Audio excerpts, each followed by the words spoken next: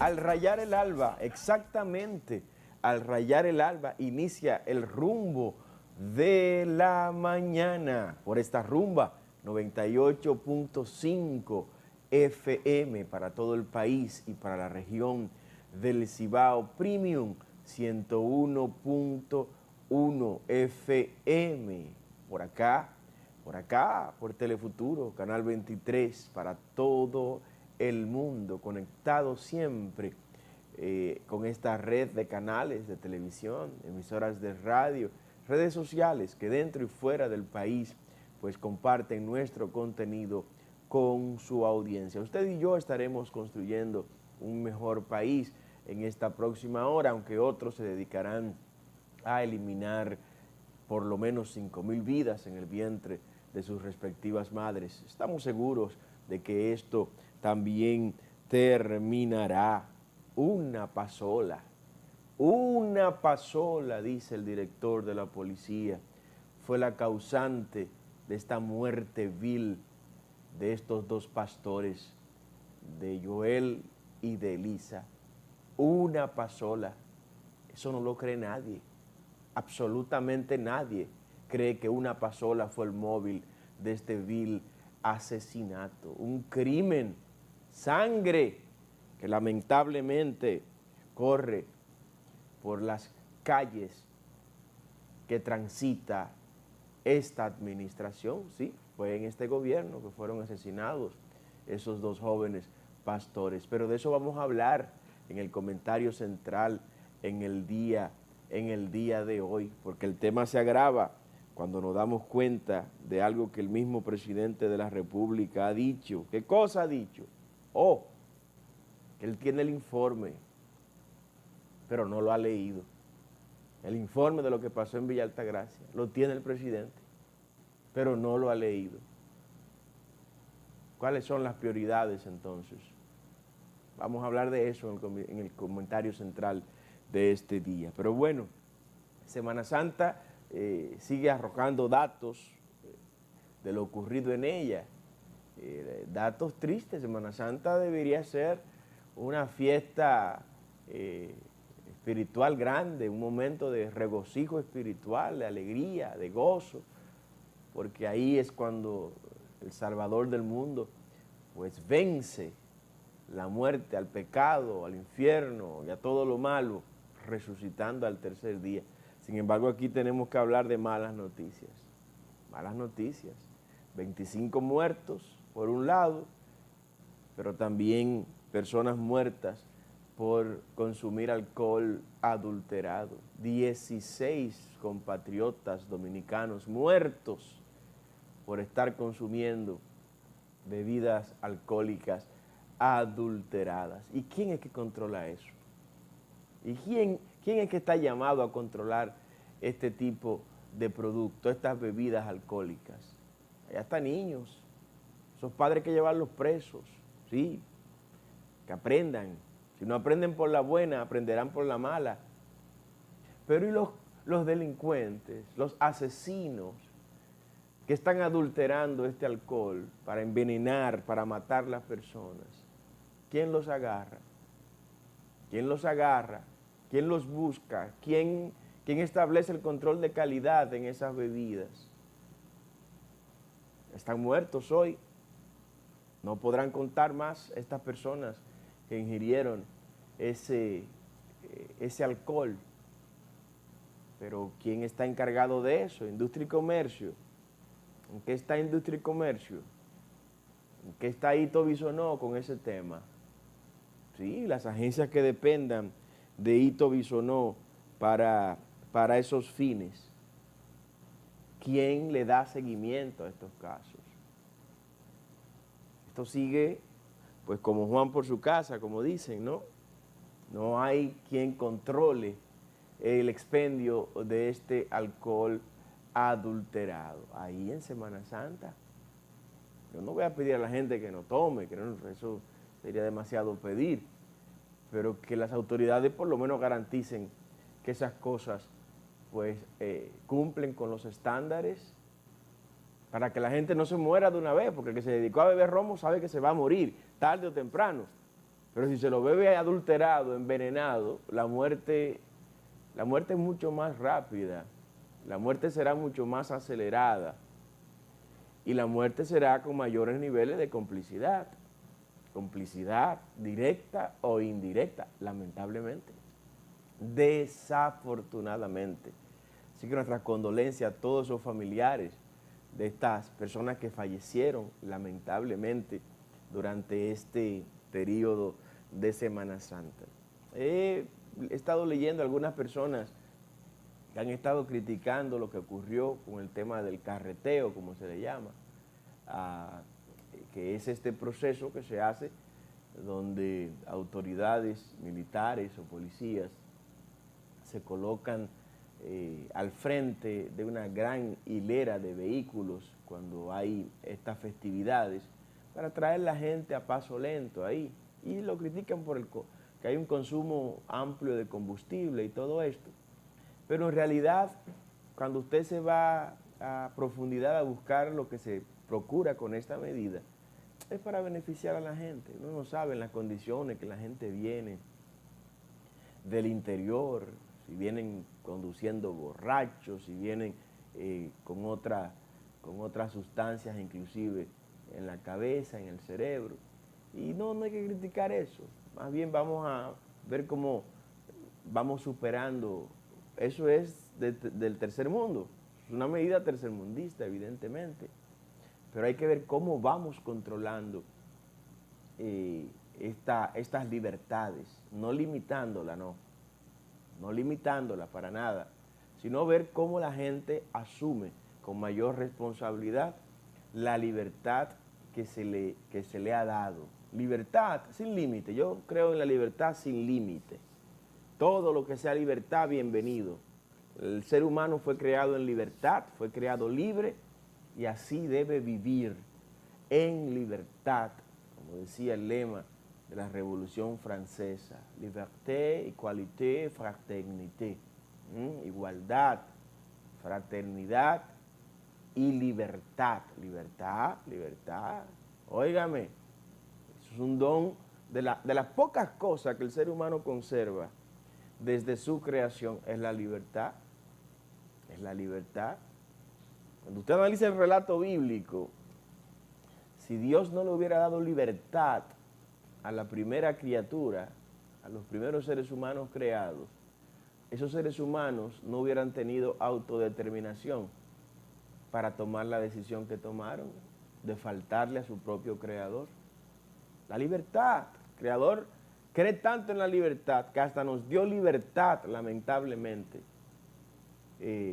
para que hagamos lo que entendamos en el libre albedrío arminiano.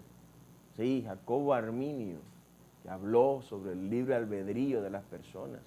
Somos creadas con libre albedrío para escoger el bien o escoger el mal. El apóstol Pablo recomienda algo, la epístola a los Gálatas.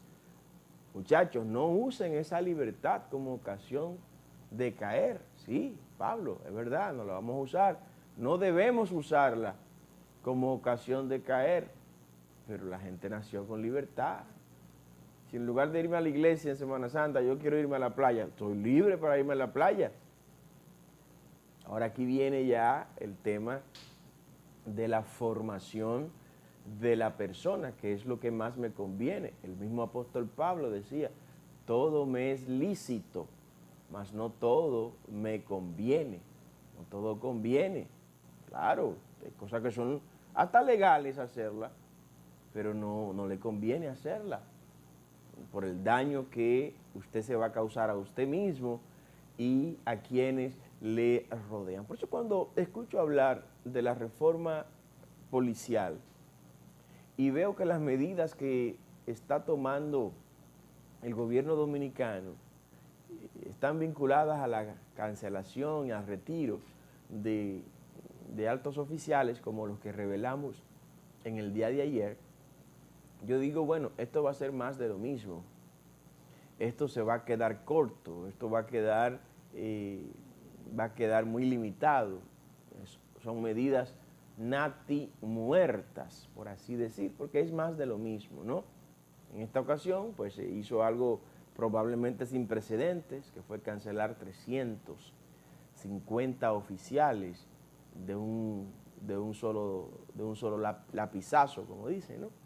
Pero eso no va a resolver absolutamente nada si esto no viene acompañado de medidas mucho más profundas.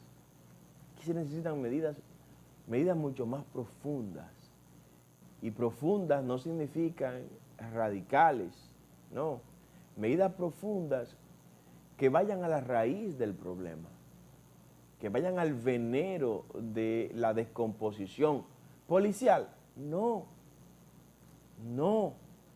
de la descomposición social que vivimos en República Dominicana, porque los policías no vienen de Marte, los policías no vienen de Júpiter, no vienen de la Luna, los policías vienen de la sociedad dominicana, los policías nacen de un hogar dominicano, y es ahí donde el policía aprende a aceptar los sobornos, aprende a coger dinero para no desmantelar un punto de droga.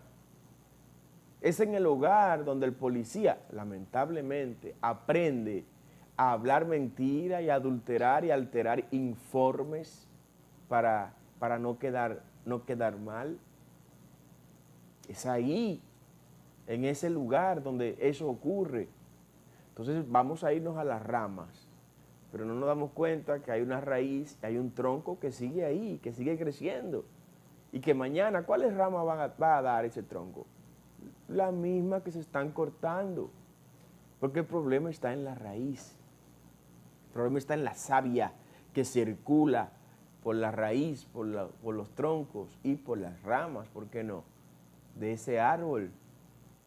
Entonces hay que irse al veneno, a la etiología del problema. ¿Dónde comienza el problema? El problema es multifactorial, es verdad. Y algunos me dirán, Carlos, pero vamos a esperar entonces que los hogares se restauren, que los hogares se levanten para que nos den un nuevo ciudadano. No hay que esperar hasta tanto. Mientras tanto, se pueden tomar medidas como cuáles. Simultáneamente a medidas que tiendan a recuperar la familia. Una familia sana te va a dar una sociedad sana, te va a dar un país sano, te va a dar un país que responda a las expectativas de este tiempo. Pero mientras usted tiene a los muchachos siendo criados por una tableta o por un televisor, porque mamá y papá tienen que salir temprano a trabajar, los que tengan empleos, u otros que son mucho más irresponsables, que ante la falta de respuesta al mecanismo, al modelo de crianza de sus hijos, lo que hacen es que le dan un celular. Cállate, dame el celular. Y el muchacho se pasa el día entero jugando con el celular. Y el señor o la señora, quién sabe haciendo qué cosa durante el día. Sí, a ese nivel de irresponsabilidad hemos llegado, lamentablemente. Entonces, sembrando eso, vamos a estar cosechando a la sociedad que tenemos. Hay que volver a la familia. Pero los gobiernos le tienen miedo a eso. Y le tienen miedo a eso porque los mismos gobiernos han sido los promotores de la desintegración de la familia. Sí, desde la misma Organización de las Naciones Unidas y todos sus demás programas satélites como el PNUD y todos los demás, ¿qué es lo que han buscado? Es desintegrar la familia. Aparece de repente UNICEF obligando a los estados a que tienen que crear una dirección, un departamento o una secretaría que maneje los temas de los niños, de las niñas y de los adolescentes. Aquí le llamamos CONANI. Aparece por otro lado una agencia de la ONU presionando a los gobiernos para que a los jóvenes lo pongan en otra esquina. Y ahí nos creamos el Ministerio de la Juventud. Sí, aparece luego ONU Mujer presionando a los estados para que los estados creen un ministerio destinado al trabajo con las mujeres exclusivamente. Ahí nace el Ministerio de la Mujer. Después vienen por otro lado y nos presionan para que creemos una entidad, una institución pública que trabaje aparte, con los envejecientes. Ahí creamos nosotros el CONAPE, el Consejo Nacional de la Persona Envejeciente. Aquí en República Dominicana opera eso. Pero no conforme con eso, pues nos dicen, no, hay que crear ahora otra área donde pongamos a las personas con discapacidad. Pues nos inventamos el CONADIS. Y así los estados, postrados y cediendo su soberanía, han ido complaciendo a la ONU en todas estas peticiones. ¿Y qué hemos conseguido? Dividir la familia, los jóvenes en una esquina, las mujeres en una esquina, los envejecientes en otra esquina, las personas con discapacidad en otra esquina, los niños, niñas y adolescentes en otro lado. Y los problemas individuales de cada uno se manejan así, como problemas individuales, sin entender que el problema de ese niño, del comportamiento de ese niño, de la falta de atención de ese niño, de la falta de concentración de ese joven, que el problema de desinterés por la vida de ese adolescente no viene porque salió de él, no, viene porque no encontró en el seno familiar la estructura funcional para que él se desarrollara de la manera más adecuada posible. Entonces vamos a atacar al niño, vamos a abordar el problema del niño, pero descuidamos la real situación, el real origen de esa problemática, que es en la familia. Y ese es el funcionariato que tenemos, ese es el empresariado que tenemos, esa es las Fuerzas Armadas que tenemos, la policía que tenemos. ¿Cuál? La que nació de esas familias, la que viene de esos hogares disfuncionales. Por esa razón, las políticas públicas, todas, óigame, absolutamente todas las políticas públicas tienen que formularse en función de la familia. Todas, la que menos usted piensa, la que menos usted se imagina, debe ser formulada en función de la familia. Las políticas agropecuarias, por ejemplo, sí, esos financiamientos agropecuarios que se van a dar, esos préstamos que se van a entregar para desarrollar la pecuaria y la agricultura en función de la familia, en función de la familia. ¿Cuántas familias se van a beneficiar con estos 2 millones de dólares que vamos a prestar a tal municipio para crear una manufactura, una fábrica o una pasteurizadora para la leche que se produce en ese municipio? ¿Cuántas familias van a participar de eso? Así de simple. La política de educación. ¿A cuántas familias vamos a integrar a esta escuela? O sea, ¿cuántas familias, con cuántas podemos contar para construir esa escuela en ese lugar? ¿A cuántas familias vamos a beneficiar con este proyecto? Esta carretera que va para allá. ¿A cuántas familias vamos a conectar con esta carretera? No, que ahí lo que vive es un funcionario que hizo una villa y que esa villa hay que llevar una carretera para que... No, pues váyaseme de ahí con ese proyecto. ¿Cuántas familias yo voy a beneficiar con este camino vecinal? No, mire, hay 40 familias que tienen sus tierras, sus predios agrícolas, y con este camino vecinal esas familias van a evacuar su producción. Pues bueno, ese camino vecinal hay que construirlo. Que hay que construir una subestación eléctrica allá en Sajoma o en la Sierra de Santiago. ¿Cuántas familias vamos a interconectar con esta subestación eléctrica que se va a instalar allá en la Sierra de Santiago? Fíjense cómo cada política pública, si se estructurara en función de las familias, entonces estaríamos impactando a muchas más personas. Que Baitoa no tiene acueducto, pero en Baitoa viven 10,000 familias. 10,000 familias viven en Baitoa.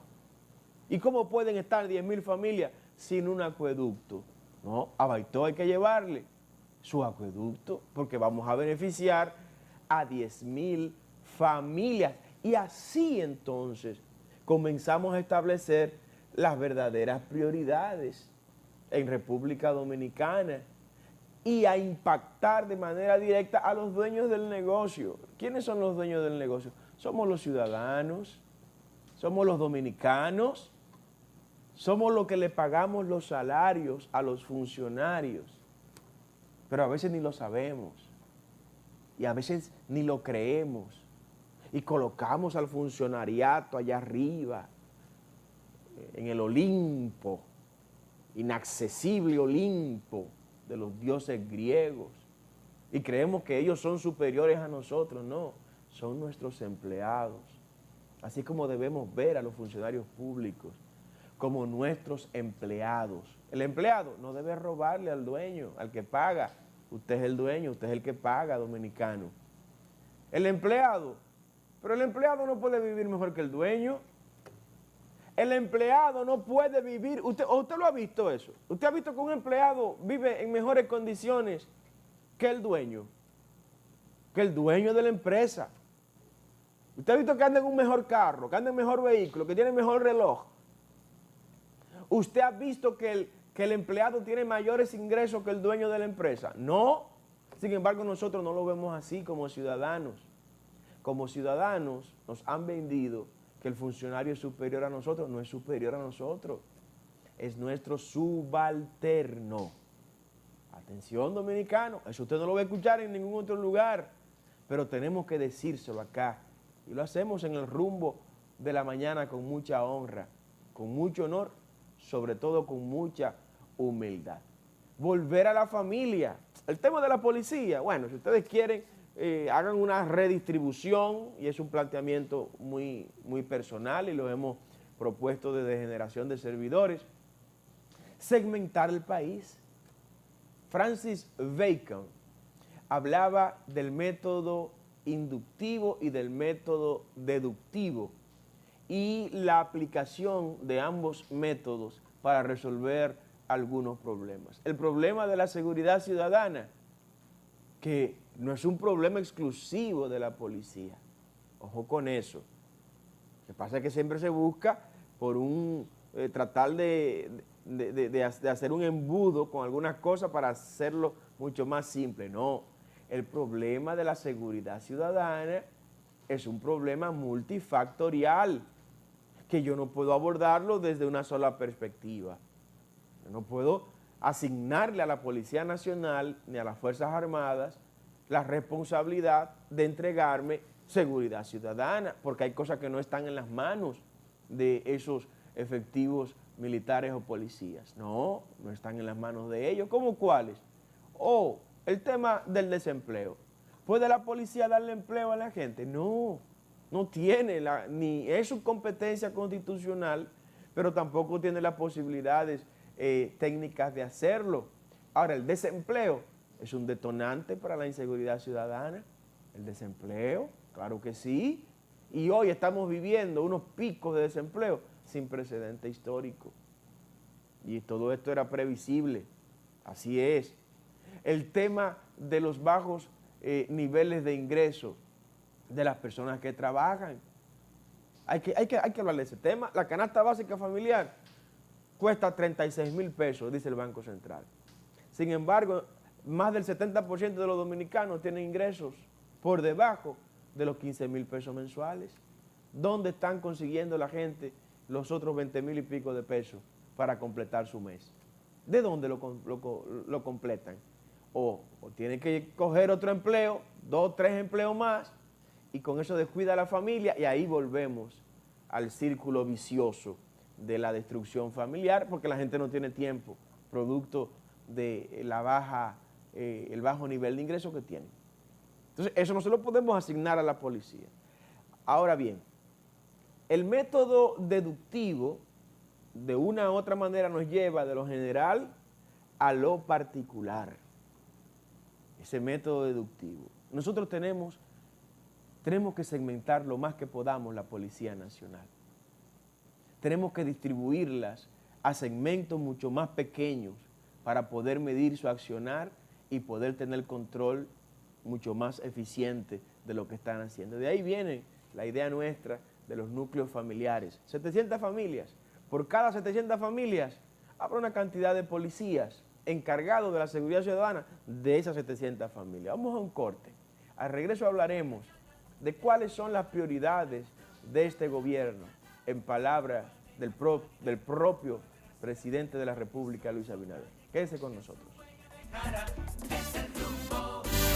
El rumbo de la mañana es el rumbo de la mañana. La noche a mí me dijo que llegue al amanecer y en el cielo se anuncia la salida del astro rey.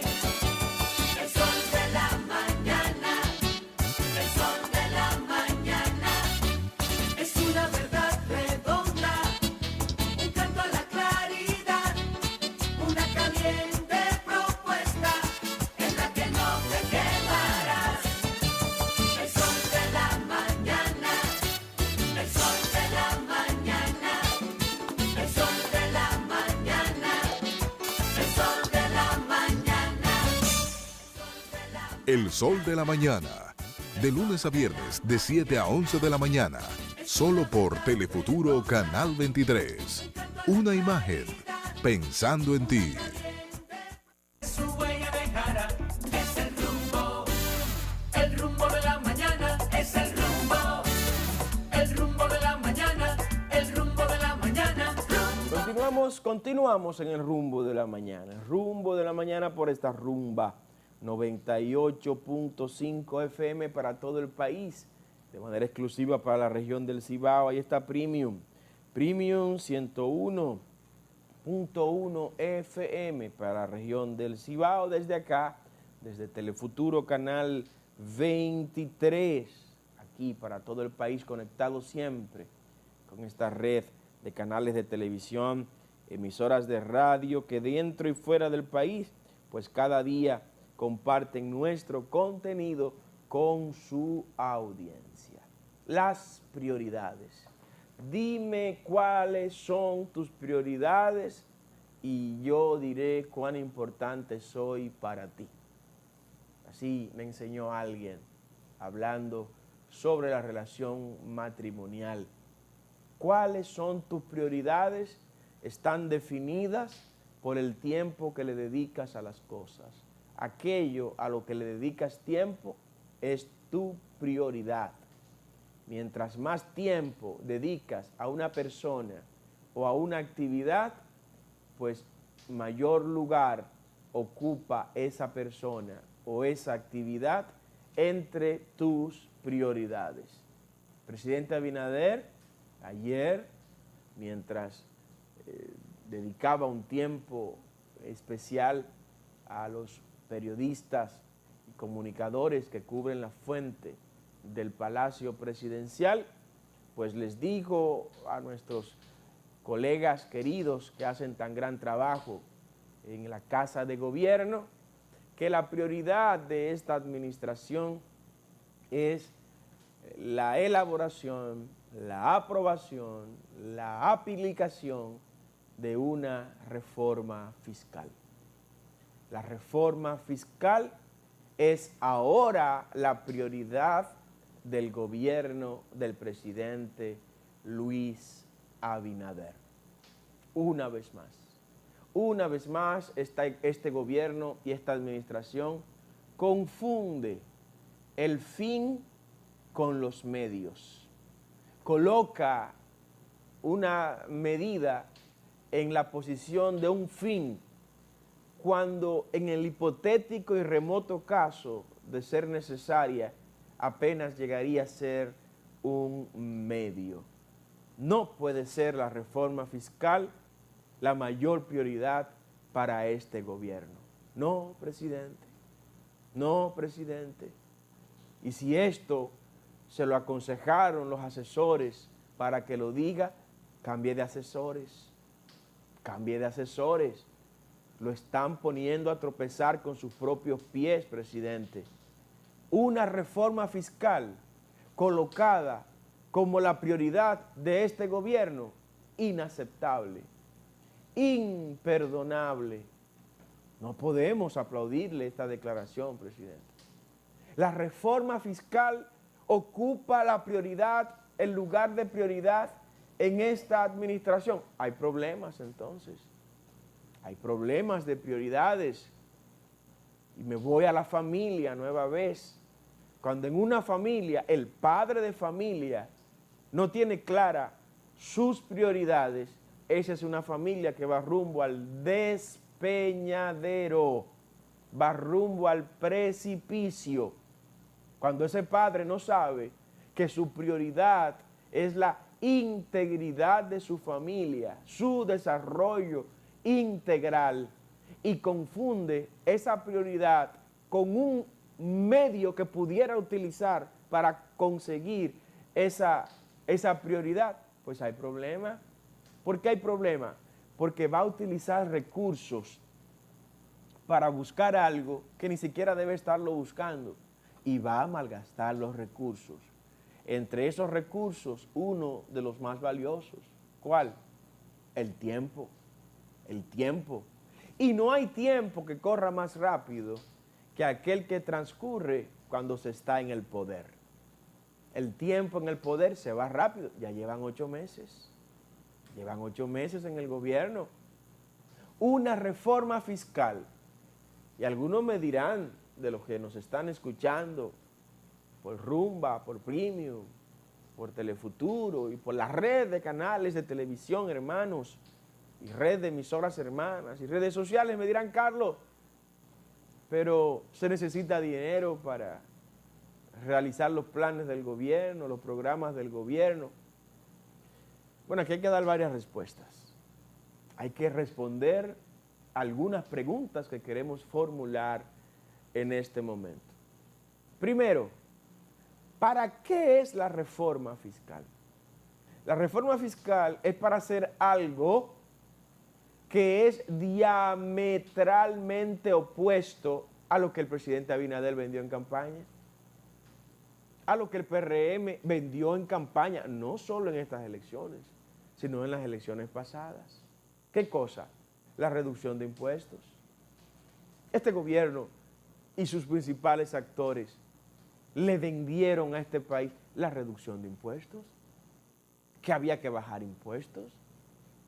Y en eso coincidían con otros que desde la oposición decíamos con datos, con números, justificábamos que sí, que había que bajar impuestos. Y todavía creemos que hay que bajar impuestos. En el peor de los casos, producto de la pandemia y todos estos inventos, bueno, dejarlos igual, en el peor de los casos, ¿no? Pero eso no es lo que está contemplado en el programa de gobierno del presidente Abinader. Léanlo. Lean el programa de gobierno con el cual le vendieron el cambio a este país, y en el planteamiento y propuesta del cambio no aparece en ningún lugar el incrementar impuestos, y lo dijo el presidente ayer. El presidente le dijo a los periodistas en el Palacio que República Dominicana es uno de los países con peor o más baja, mejor dicho, presión tributaria. ¿Qué es la presión tributaria? La presión tributaria es el porcentaje del PIB que es equivalente a lo que se recauda con el aparato recaudatorio dominicano. Y establece, bueno, tenemos una presión fiscal muy baja. Apenas es un 15%, 14.9% del PIB, del Producto Interno Bruto, que estamos cobrando de impuestos. Está diciendo el presidente que hay que aumentar la presión tributaria, que hay que aumentar la presión fiscal. Está diciendo el presidente Luis Abinader que si hoy pagamos un 15%, bueno, hay que cobrar más impuestos de ahí. Inaceptable. Inaceptable. Y no se puede coincidir con usted y con su gobierno en ese planteamiento que es contrario a toda tradición de incentivo a la economía. Eso está más que demostrado, está más que confirmado. Cuando se aumentan los impuestos en una economía, pues el empleo reduce su cantidad, el desempleo aumenta. El desempleo aumenta. Aprendan de Trump. ¿Cuándo fue en el último medio siglo que se alcanzó el pleno empleo keynesiano en Estados Unidos. ¿Cuándo fue? En los 4 años de Trump. Investigue si Trump aumentó 1 punto la presión fiscal de los Estados Unidos. 1 solo punto no lo aumentó Trump. Todo lo contrario. Todo lo contrario. Hubo áreas y sectores vinculados al tema impositivo que fueron reducidos. Porque aquí la clave, les reitero, no es la economía. Aquí la clave es el empleo. Y aumentando impuestos, no se aumenta empleo, gobierno dominicano. Ustedes tienen una masa que antes de la pandemia rondaba el 14% de desempleo. 20 años tiene esa masa de desempleados ahí. Y con la pandemia, bueno, ya ustedes saben a todo cuánto se ha incrementado. El desempleo en términos reales debe rondar 18-19%. En este momento no lo va a decir el gobierno, evidentemente. Entonces, creando más impuestos, ustedes van a reactivar la economía. ¿Eso es antieconómico? Eso viola lo más elemental de los principios de la economía clásica y de la economía inclusive de mercado.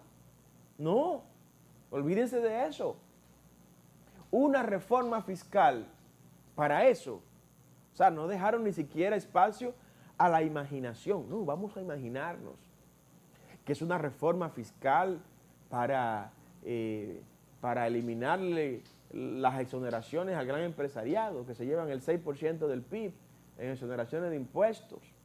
Entonces uno empieza a especular y empieza a darle espacio a la imaginación, pero no nos dejaron espacio para la imaginación. Ayer mismo dijo el presidente Abinader que esto es para aumentar la presión tributaria, aumentar impuestos. Carlos, ¿qué es a los ricos que les van a aumentar impuestos? Ajá. ¿Y los ricos quiénes son? Los ricos son los dueños de las empresas. Los ricos son los empresarios. Los ricos son los que le dan empleo a la gente. Los ricos son los dueños de las medianas y grandes empresas.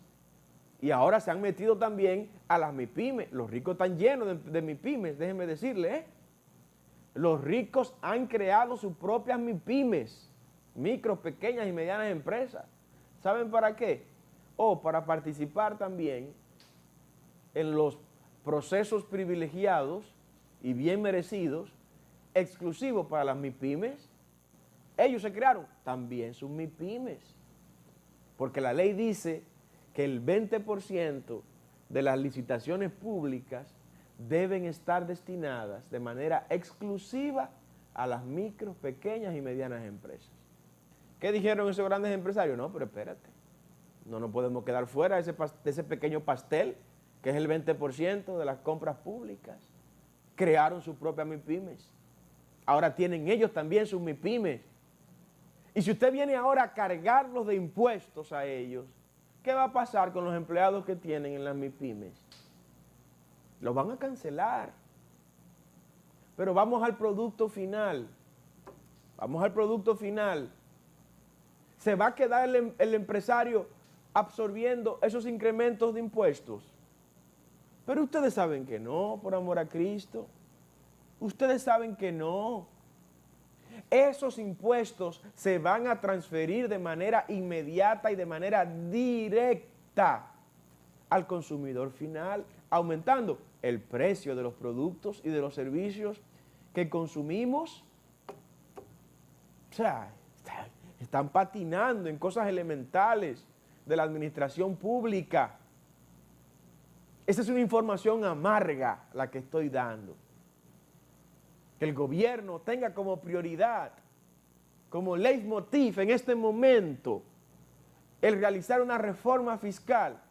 O sea, no puede ser una presión, una prioridad para un gobierno el cargar más a sus ciudadanos. El aumentarle la presión a sus ciudadanos no puede ser una prioridad, presidente. ¿Sabe qué sí es una prioridad de este gobierno? Aumentar el empleo. Aumentar el empleo. Aquí hay que darle empleo a todo el vivo, a todo el que tenga edad laboral, tiene que darse el empleo, presidente. Esa sí es una prioridad.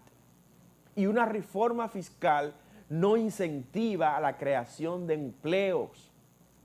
Una reforma fiscal para hacer eso que usted está proponiendo, que es aumentar la presión fiscal, ¿sabe lo que va a lograr? Bueno, usted va a lograr algo. Usted va a lograr un inmediato incremento en las recaudaciones públicas, pero no sostenible. No sostenible, porque los capitales comenzarán a ver hacia dónde se van, para dónde se van a mover. Y cuando se vaya, pues el desempleo será mucho mayor. Usted va a lograr eso. Usted va a lograr que su funcionariato tenga más dinero para hacerse megaministros y hacerse figuras. Usted va a lograr eso. Pero vale la pena hacer eso a costa del dinero de la gente. El mejor gobierno es el que más dinero le deja a sus ciudadanos en los bolsillos. No le quiten los cuartos a la gente. Déjenle su dinero a la gente. Y ustedes quieren hacer una reforma fiscal que sirva, que funcione. O piensen en alternativas como cuáles. Eliminar impuestos parásitos, impuestos regresivos. Los impuestos regresivos son aquellos que hacen más pobre al ciudadano. ¿Cómo cuál? O el IPI, por ejemplo. El impuesto a la propiedad inmobiliaria. Elimínenlo, juéguensela. Y que el IPI solo aplique para los solares urbanos. Ah, usted tiene un solar ahí, en la Kennedy con López de Vega, que hay un hoyo que tiene como 20 años. No, usted va a tener que pagarme un IPI recargado y reforzado para obligarlo a que me desarrolle un proyecto inmobiliario en esa esquina.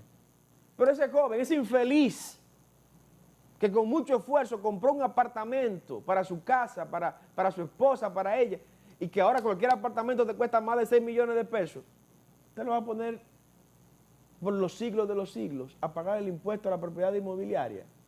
A alguien que para conseguir el dinero del inicial y de cada cuota tuvo que pagar impuestos, porque cada vez que cobraba, le cobraban impuestos. Tuvo que pagar impuestos para el cierre del contrato con el banco. Tiene que pagar impuestos cada vez que paga una cuota, una cosa rara de esa. Y también usted lo va a tener pagando impuestos toda la vida, por él ser dueño de su propio apartamento, de su propia casa. Eso es injusto. En eso sí debería estar pensando el gobierno dominicano, en eliminar ese tipo de impuestos. Eliminar impuestos como cuál, el impuesto a la herencia. Pero no es posible que mi padre trabaje toda su vida para dejarme a mí una herencia y que pagó impuestos para construir ese capital, esos beneficios, y cuando el viejo me deja la herencia, yo tengo que dejarle más del 30% al gobierno dominicano de impuestos para yo ejecutar mi herencia que mi padre me dejó, que trabajó para mí. Eliminen eso. Eso sí es pensar en verdaderas prioridades. La prioridad del gobierno, óigame, es no complicarle la vida a sus ciudadanos. Dejen de complicarle la existencia a la gente.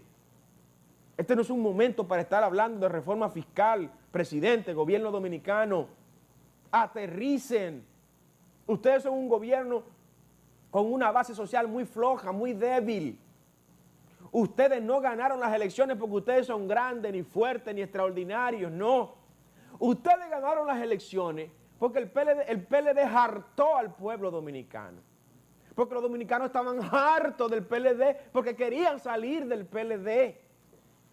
Y cuando empezó a llover, el PRM era el que estaba debajo del caño, pero no fue el PRM que construyó el caño, ni que hizo que lloviera, ni nada por el estilo. Entonces tengan cuidado, porque si siguen apretando la tuerca, se puede correr la rosca. Vamos a un corte. Al regreso continuamos con más en el rumbo de la mañana. Que no te perderás, es el rumbo de la mañana, es el rumbo. A continuación, el sol de la mañana. Somos Telefuturo Canal 23. Una imagen pensando en ti. Visítanos www.telefuturo.com.do y disfruta del contenido más ameno y divertido en tiempo real. Participa en todos nuestros concursos y comparte con nosotros desde cualquier dispositivo con internet. Interactúa en nuestras redes sociales. Síguenos en Facebook y Twitter, @Telefuturo23, y en Instagram, @Telefuturo23RD. Y suscríbete a nuestro canal de YouTube, @Telefuturo23, y entérate de todo lo que acontece desde cualquier parte del planeta. Porque en tecnología, Telefuturo es una imagen, pensando en ti. El rumbo de la mañana es el rumbo. El rumbo de la mañana, el rumbo de la mañana, rumbo de la... Una terrible noticia para los dominicanos. Una noticia que le saca lágrimas a cualquier dominicano que le escuche. Acaba de fallecer Jack Veneno. Jack Veneno, ídolo dominicano. Estuvo ingresado en el Instituto Nacional del Cáncer y hace 4 días se le dio de alta, estaba en su casa. Y en esta madrugada, pues partió de esta vida, de esta tierra, Jack Veneno.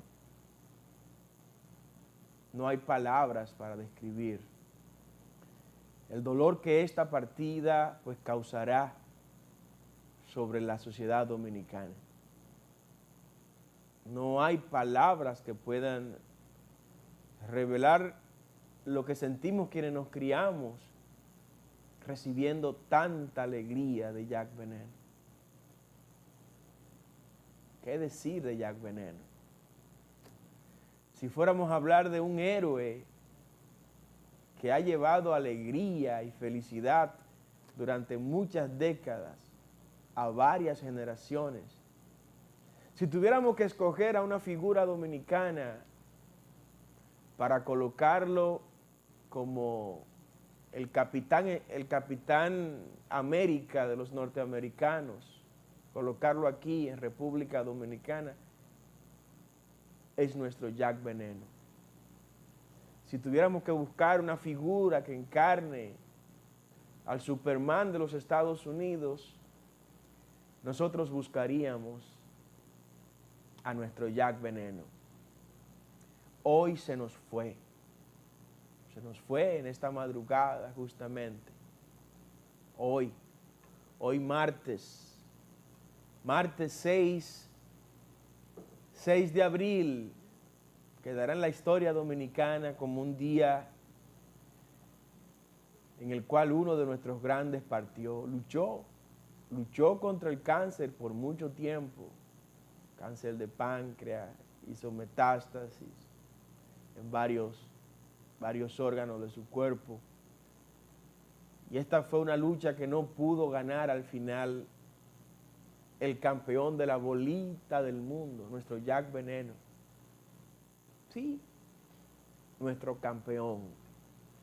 Gracias a Dios por todo el tiempo que lo tuvo con nosotros, que nos permitió disfrutar de él, de toda la alegría que en este entretenimiento de la lucha libre él encarnó. Él era la lucha libre. Jack Veneno era la lucha libre. Y su nombre estará por siempre en nuestras memorias. No podremos olvidar la vida de Jack Veneno, su legado, su aporte. Entendemos que el gobierno tendrá que declarar varios días de duelo nacional por nuestro Jack Veneno. En sus últimos días, en el plano económico, pues no estuvo en las mejores condiciones. Y es un tema que no quiero tratar ni tocar en este momento, pero también ese es un reflejo de cómo nuestra patria trata a sus grandes hijos al final de sus días. Me hubiera gustado verlo terminar sus días como vivió su vida, como un campeón. Pero bueno, debemos continuar. Debemos continuar.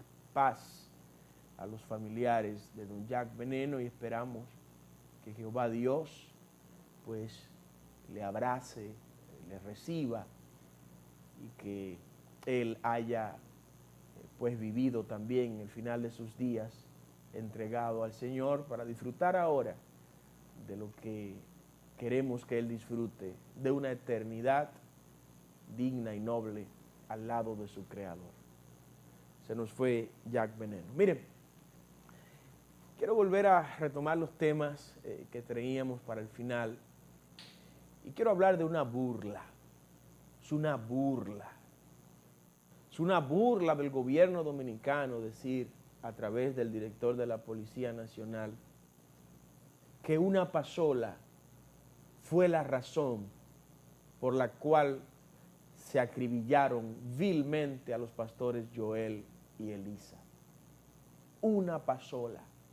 Que hay muchas preguntas que no podrán responder, que el gobierno no podrá responder esas preguntas. Una pasola. Muéstrenme la denuncia que alguien puso reclamando esa pasola robada. Muéstrenla. Muestren que alguien haya ido a un destacamento a reclamar esta pasola robada. Muéstrenlo. Muestren que alguien había reclamado esa pasola. Es lo primero. Lo segundo, fue en Bonao que se robaron la pasola. Y de la capital iban a ir en un carro a robarse una pasola a Bonao. Eso es inverosímil. Eso no se lo cree nadie, señores. Eso no se lo cree nadie.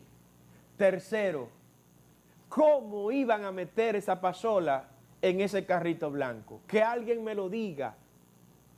A menos que la hayan desarmado, que la hayan desmembrado y que por parte la hayan metido ahí. Que el tiempo no daba para eso. Porque para montar el retén por una pasola es porque el acto había recién sido ejecutado. Y montar todo ese aparataje por una pasola, gobierno dominicano, por una pasola. Pero aquí se roban carros a diario. A diario aquí se roban carros de todas las marcas, de todas las gamas. Y yo nunca he visto que se ha montado un retén de esa magnitud para recuperar uno de esos vehículos. El papel salió mal, el guión le salió mal, señores. Pero ahora resulta que fue una pasola. Ayer, antes de ayer, fue que se confundieron de vehículo. Ahora aparece la figura de una pasola. Mañana, ¿qué va a ser? Una pasola. ¿Y de qué era esa pasola? ¿De qué estaba hecha esa pasola? Estaba blindada de oro esa pasola. Ustedes lo que han hecho con esto, gobierno dominicano, es enterrarse más el cuchillo. Pero ahora viene un agravante. ¿Sabe cuál agravante? Ayer al mediodía se le pregunta al presidente de la República, don Luis Abinader, que sabe de este tema de Villa Altagracia. Y el presidente dice, tengo el informe, pero ¿saben qué?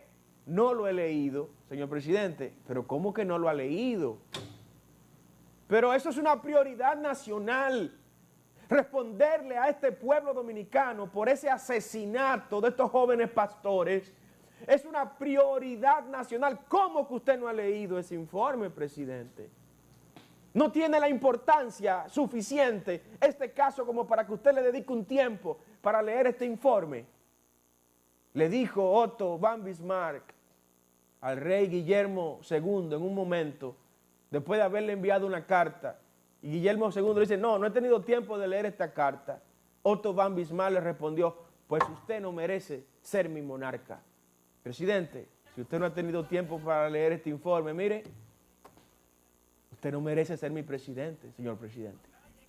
Mañana continuamos. Continúe, por favor, con el rumbo de la mañana. A continuación viene el comentario del buen amigo Ricardo Nieves. Hasta entonces. Donde hay más variedad, la propuesta matutina que no te perderás es el rumbo. Somos Telefuturo, Canal 23. Una imagen pensando en ti.